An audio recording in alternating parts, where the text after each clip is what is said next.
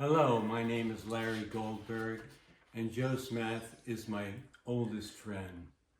We met in kindergarten in Cranford, New Jersey in 1960. We fished on the banks of the Rollway River, which ran behind Joe's house and included many parks as it wound through the town. Joe's father took us fishing in his rowboat, which had the name River Lady emblazoned on its stern.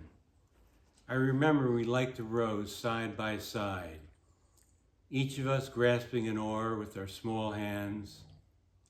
We rowed in perfect rhythm over the brown, slow-moving water. The Rollway River was important to all the neighborhood kids. For Joe and me, the Rollway was one of our best friends. The rowboat, fishing, collecting crayfish and frogs and turtles, and whatever critters lived in and around it. During the winter, sleigh riding and ice skating were key events. In the mid-1960s, we'd park my flexible flyer at the top of High Street Hill, where I lived with my parents and three sisters, and came roaring down the hill and through the woods, almost to the river. The infamous sled, still intact, now hangs on the wall in my garage, and on the underside of the flyer, you can find my name and Cranford address, written painstakingly by a young boy. We almost froze our toes off, and we loved it.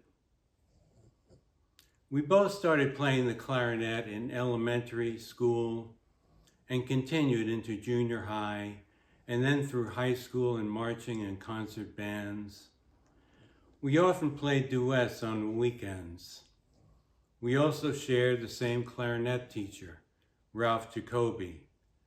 A graduate of Juilliard, he had a signature style of playing in which he showed a lot of facial expression, and his upper body swayed with the music.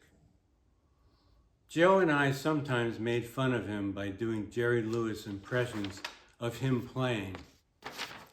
Okay, so we weren't perfect, just a couple of teenage knuckleheads. We were serious about the clarinet, but not too serious. Playing clarinet with Joe was just plain fun. We survived high school, and in 1972, we went our separate ways to college. Joe to New England, and me to the Midwest. We kept in touch over the years. We didn't see much of each other. We were both busy raising our families and continuing our careers. Joe was a groomsman at my wedding in New York in 1988. And 5 years later, my wife Kate and I attended Joe and Nancy's wedding in New Hampshire.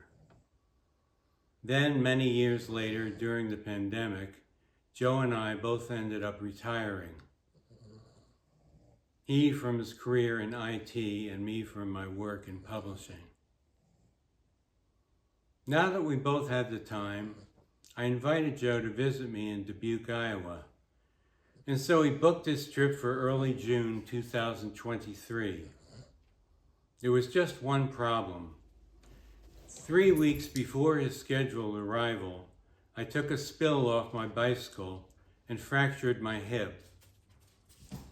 In the spirit of our youthful adventures, I had initially planned an active itinerary for his visit. My intention had been to spend time on the golf course, play tennis, and go bicycling and hiking. However, golf, tennis, biking, and hiking were now out.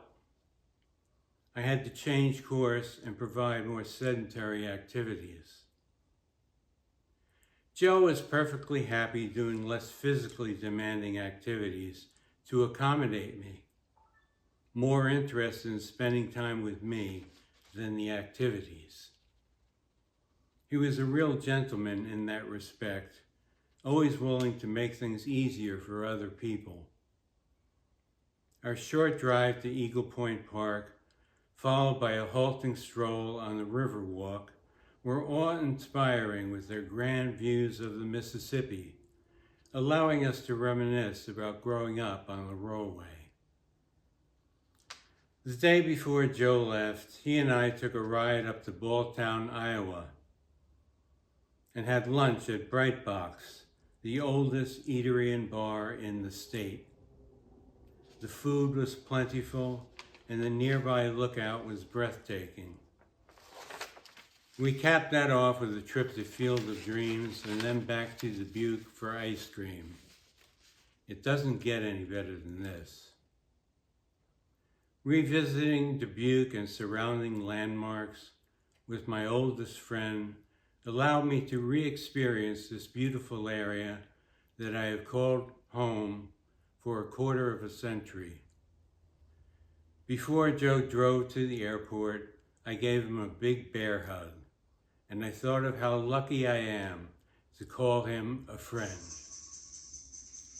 As surely as the rivers flow, we'll be friends forever. May his memory be a blessing.